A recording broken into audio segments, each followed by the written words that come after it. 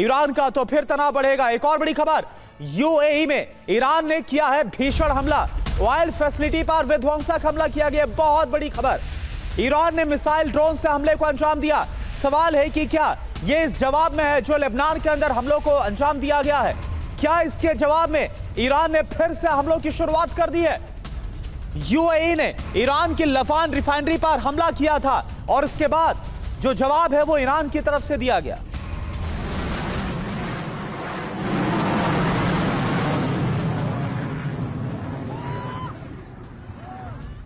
और सीजफायर के बाद ईरान के लवान पर भी अटैक जारी है। लवान में ऑयल रिफाइनरी पर बमबारी हुई है। ईरान के सिरी आइलैंड पर भी हवाई हमला। यूएई ने लवान और सिरी आइलैंड पर हमले किए हैं। ईरान के फार्स आइलैंड पर भी ड्रोन दिखे हैं। और एक और बड़ी खबर, सीजफायर के बाद भी तेहरान में डिफेंस सिस्टम को एक्टिव रखा गया है। तेहरान अल्बोर्ज प्रांत में भी धमाकों की खबर है। ईरानी सरकारी मीडिया ने खबरों की पुष्टि भी की है।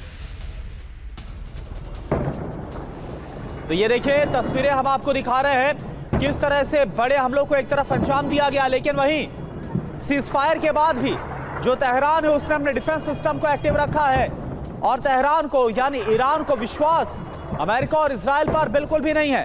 तेहरान अल्बोर्ज प्रांत में धमाकों की खबर भी सामने आई है। देखिए तस्वीरें आपको दिखा रहे हैं। ईरानी सरकारी मीडिया ने भी खबरों की पुष्टि की है। तो सवाल यह है कि आखिर ये कैसा सीजफायर है? एक तरफ लेबनान में हमलों के बाद हालात खराब हो रहे, होर्मुज स्ट्रेट को फिर से बंद किया गया, और वहीं तेहरान ईरान की राजधानी और अल्बोर्ज में कई जगह धमाके भी हुए हैं।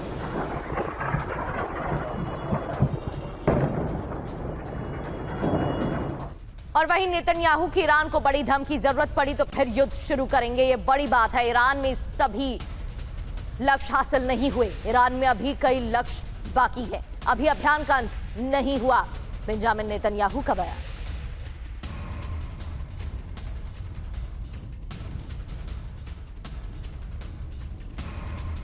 और एक और बड़ी खबर, राष्ट्रपति ट्रंप का नाटो को लेकर बयान। जरूरत पर नाटो के साथ नहीं दिया, यह डोनाल्ड ट्रंप की तरफ से कहा गया।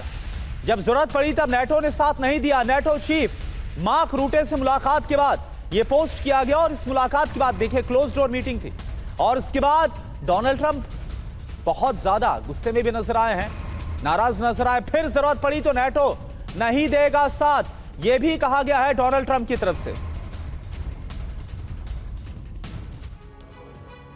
तो एक तरफ अमेरिकी राष्ट्रपति डोनाल्ड ट्रंप की नाराजगी और दूसरी ओर महायुद्ध में कितना नुकसान किसको हुआ है ये भी समझ लेते हैं। सबसे पहले जंग में सैन्य खर्च की बात करें तो अमेरिका के $30 बिलियन के नुकसान की जानकारी मिल रही है। इजराइल को $18 बिलियन का नुकसान और ईरान को $50 बिलियन का नुकसान हुआ। सैन्य बेस क्षतिग्रस्त कितने हुए हैं? अमेरिका के 17 सैन्य अड्डे, इजराइल के 5 सैन्य ठिकाने प्रभावित और 2000 कमांड सेंटर ईरान के तबाह हो गए हैं। इधर रडार और डिफेंस सिस्टम की बर्बादी की जानकारी दें तो अमेरिका के 15 डिफेंस सिस्टम बर्बाद, इजराइल 0 और ईरान 80% डिफेंस सिस्टम तबाह हो गए।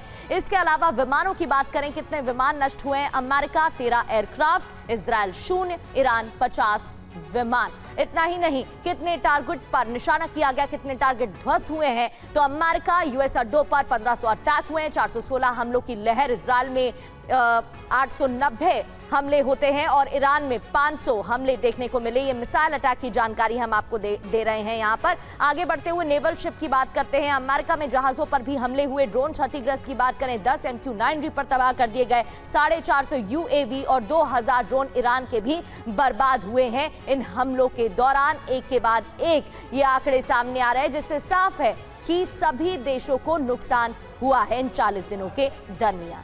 और देखिए इस बीच एक और बड़ी खबर आपको बताएं, ईरान में संवर्धित यूरेनियम पर व्हाइट हाउस का बयान आया।